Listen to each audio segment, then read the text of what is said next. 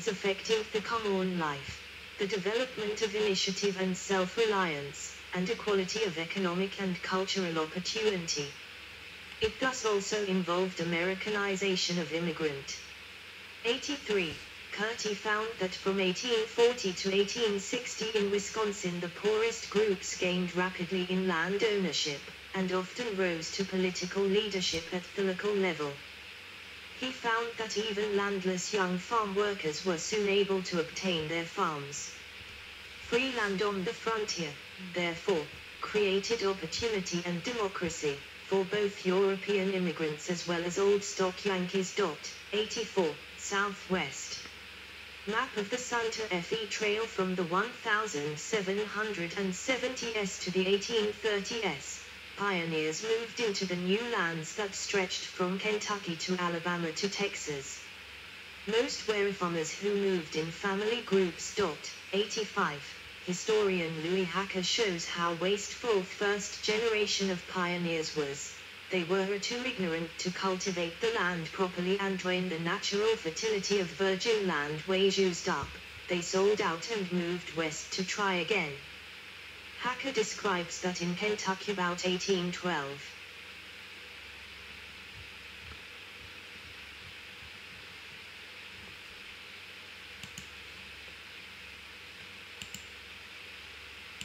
Farms were for sale with from 10 to 50 acres cleared, possessing log houses, peach and sometimes apple orchards, enclosed in fences, and having plenty of standing timber for fuel.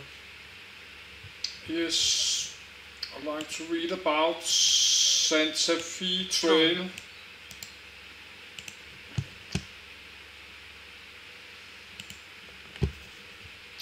Let's duplicate the Hudson.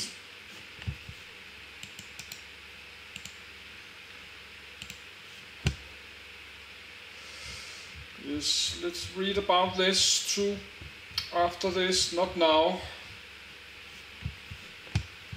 Let's continue.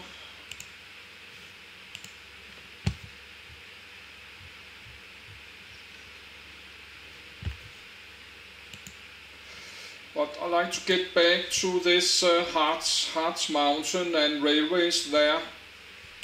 Farms were for sale with from 10 to 50 acres cleared, possessing log houses, peach and sometimes apple orchards, enclosed in fences, and having plenty of standing timber for fuel. The land was sown in wheat and corn, which were the staples, while hemp, for making rope, was being cultivated in increasing quantities in the fertile river bottoms. Yet, on the whole, it was an agricultural society without skill or resources. It committed all those sins which characterize wasteful and ignorant husbandry. Grass seed was not sown for hay, and as a result, farm animals had to forage for themselves in the forests. Fields were not permitted to lie in pasturage. A single crop was planted in the soil until the land was exhausted.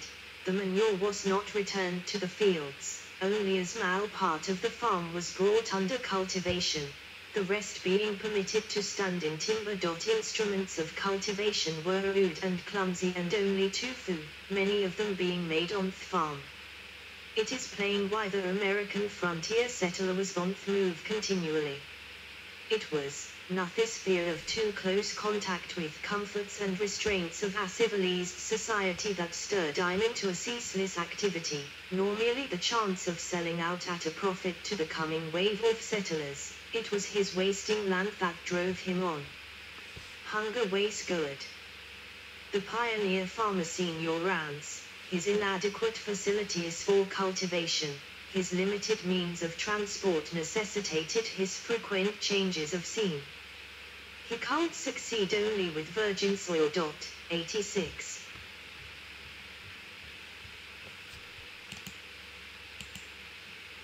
Hacker adds that the second wave of settlers reclaimed the land, repaired the damage, and practiced more sustainable agriculture. Historian Frederick Jackson Turner explored the individualistic worldview and values of the first generation. What they objected to was arbitrary obstacles, artificial limitations upon the freedom of each member of this frontier folk to work out his career without fear or favor. What they instinctively opposed was the crystallization of differences, the monopolization of opportunity, and the fixing of that monopoly by government or by social customs. The road must be open. The game must be played according to the rules. There must be no artificial stifling of equality of opportunity, no closed doors to the able, no stopping the free game before it was played top end.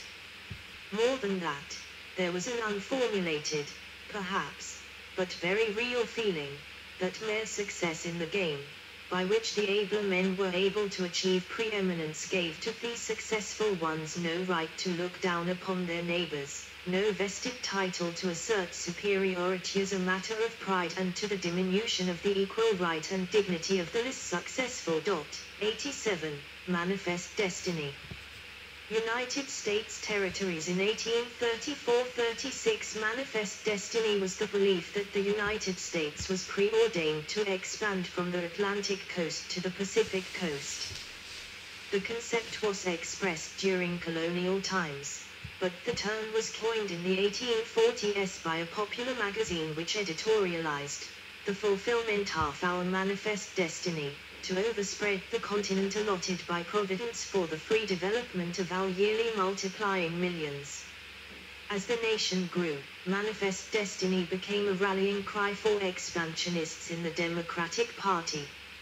In the 1840s, the Tyler and Polk administrations, 1841-49, successfully promoted this nationalistic doctrine. However, the Whig Party, which represented business and financial interests, stood opposed to manifest destiny. Whig leaders such as Henry Clay and Abraham Lincoln called for deepening the society through modernization and urbanization instead of simple horizontal expansion. 88. Starting with the annexation of Texas, the expansionists got the upper hand. John Quincy Adams, an anti-slavery Whig, felt the Texas annexation in 1845 to be the heaviest calamity that ever befell myself and my country. 89. Helping settlers move westward were the emigrant guidebooks of the 1840s, featuring route information supplied by the fur traders and the Fremont expeditions, and promising fertile farmland beyond the Rockies. NB1, Mexico and Texas. Mexico became independent of Spain in 1821 and took over Spain's northern possessions stretching from Texas to California. Caravans began delivering goods to Mexico's Santa Fe along the Santa Fe Trail, over the 70-mile, 1,400 kilometers, journey which took 48 days from Kansas City, Missouri, then known as Westport. Santa Fe was also the trailhead for the El Camino Real, the King's Highway, a trade route.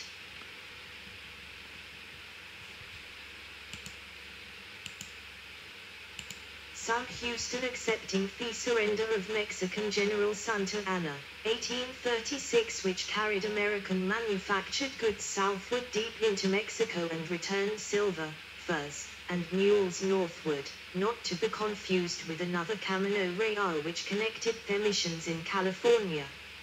A branch also ran eastward near the Gulf, also called the Old San Antonio Road. Santa Fe connected to California via the Old Spanish Trail. 90-91. The Spanish and Mexican governments attracted American settlers to Texas with generous terms.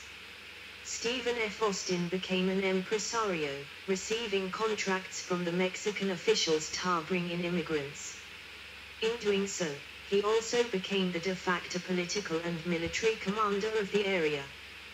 Tensions rose, however, after an abortive attempt to establish the independent nation of Fredonaya in 1826. William Travis, leading the war party, advocated for independence from Mexico, while the peace party led by Austin attempted to get more autonomy within the current relationship. When Mexican President Santa Anna shifted alliances and joined the conservative Centralist Party, he declared himself dictator and ordered soldiers into Texas to curtail new immigration and unrest. However, immigration continued and 30,000 Anglos with 3,000 slaves were settled in Texas by 1835.92. In 1836, the Texas Revolution erupted. Following losses at the Alamo and Goliad, the Texians won the decisive Battle of San Jacinto to secure independence. At San Jacinto, Sam Houston, Commander-in-Chief of the Texian Army and future President of the Republic of Texas, famously shouted, "Remember the Alamo. Remember Goliad." The U.S. Congress declined to annex Texas, stalemated by contentious arguments over slavery and regional power. Thus, the Republic of Texas remained an independent power for nearly a decade before it was annexed as 28th state in 1845. The government of Mexico, however, viewed Texas as a runaway province and asserted its ownership. 93. The Mexican-American War. General Kearny's annexation of New Mexico, August 15, 1846. Mexico refused to recognize the independence of Texas in 1836, but the U.S. and European powers did so. Mexico threatened war if Texas joined the U.S., which it did in 1845. American negotiators were turned away by a Mexican government in turmoil. When the Mexican army killed 16 American soldiers in disputed territory, war was at hand. Whigs, such as Congressman Abraham Lincoln, denounced the war, but it was quite popular outside New England. 94. The Mexican strategy was defensive. The American strategy was a three-pronged offensive, using large numbers of volunteer soldiers. 95. Overland forces seized New Mexico with little resistance and headed to California, which quickly fell to the American land and naval forces.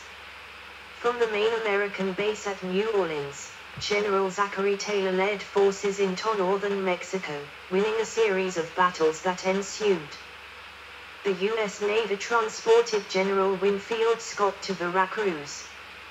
He then marched his 12,000-man force west to Mexico City, winning the final battle at Chapultepec. Talk of acquiring all of Mexico fell away when the army discovered the Mexican political and cultural values were so alien to Mercia's.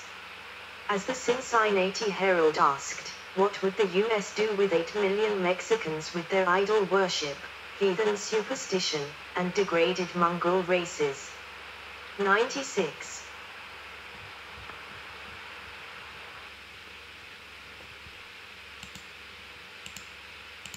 The Treaty of Guadalupe Hidalgo of 1848 ceded the territories of California and New Mexico to the United States for $18.5 million, which included the assumption of claims against Mexico by settlers. The Gadsden Purchase in 1853 added southern Arizona, which was needed for a railroad route to California. In all, Mexico ceded 500,000 square miles, 1.3 million kilometers to, and included the states to be of California, Utah, Arizona, Nevada, New Mexico, and parts of Colorado and Wyoming, in addition to Texas. Managing the new territories and dealing with the slavery issue caused intense controversy, particularly over the Wilmot Proviso, which would have outlawed slavery in the new territories.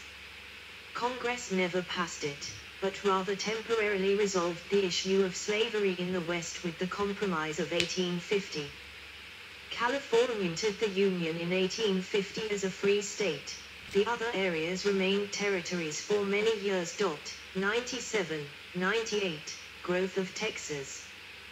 The new state grew rapidly as migrants poured into the fertile cotton lands of East Texas.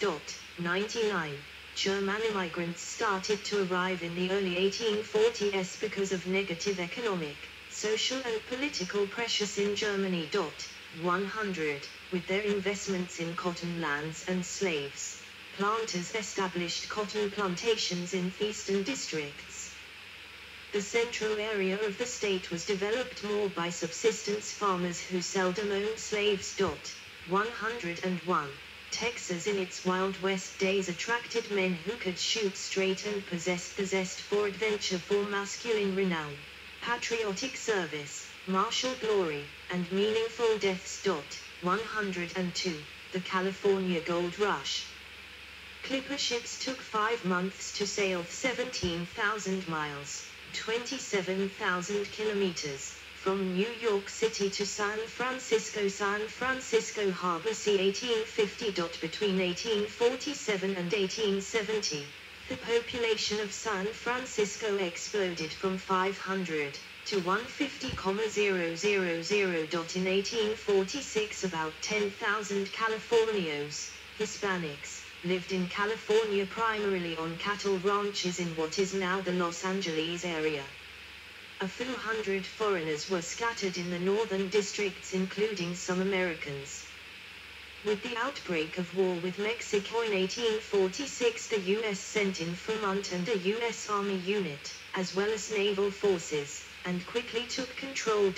103. As the war was ending, gold was discovered in the north, and the word soon spread worldwide. Thousands of 49ers reached California by sailing around South America, or taking a shortcut through disease-ridden Panama, or walked the California Trail. The population soared to over 200,000 in 1852, mostly in the gold districts that stretched in Toth Mountains east of San Francisco. Housing in San Francisco was at a premium, and abandoned ships whose crews had headed for the mines were often converted to temporary lodging. In the gold fields themselves, living conditions were primitive, though the mild climate proved attractive. Supplies were expensive and food poor, typical diets consisting mostly of pork, beans, and whiskey. These highly male, transient communities with no established institutions were prone to high levels of violence, drunkenness, profanity, and greed-driven behavior. Without courts or law officers in the mining communities to enforce claims and justice, miners developed their ad hoc legal system, based on the mining codes used in other mining. Yes. Panama, or Walk the California Trail. The population soared to California Trail. Duplicate.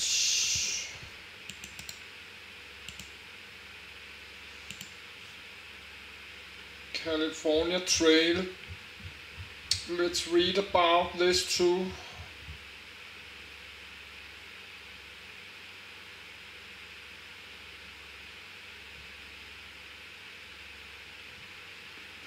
Yes, the California Trail must be connected to the Santa Fe Trail. Something, but we'll read about this later.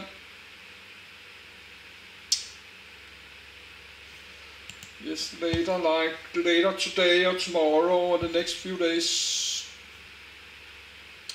Got San Francisco and Los Angeles, but that will just take many more days. We have to get back to this later. Communities abroad. Each camp had its own rules and often handed out justice by popular vote, sometimes acting fairly and at times exercising vigilantes, with Native Americans, Indians, Mexicans, and Chinese generally receiving the harshest sentences. 104. The gold rush radically changed the California economy and brought in an array of professionals, including precious metal specialists, merchants, doctors, and attorneys, who added to the population of miners, saloon keepers, gamblers, and prostitutes. A San Francisco newspaper stated, "The whole country resounds to the sordid cry of gold. Gold. Gold. While the field is left half planted, the house half built, and everything neglected but the manufacture of shovels and pickaxes." 105. Over 250,000 miners found a total of more than $200 million in gold in the 5 years of the California Gold Rush. 106. 107. As thousands arrived, however, fewer and fewer miners struck their fortune, and most ended exhausted and broke. Violent bandits often preyed upon the miners, such as the case of Jonathan R. Davis killing of 11 bandits single-handedly. 108. Camps spread out north and south of the American River and